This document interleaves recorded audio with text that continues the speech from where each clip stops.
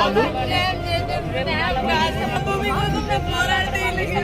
కొట్టిర్రు, బీరువాళ్ళు అంతా పల్ల కొట్టిర్రు, కొడుతుండ్రు మేడం, పోలీసులు కొట్టిర్రు, లేడీస్ కూడా కొట్టిర్రు.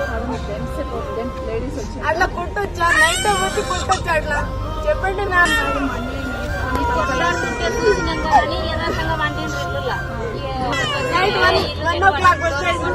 మాట చెప్తాను.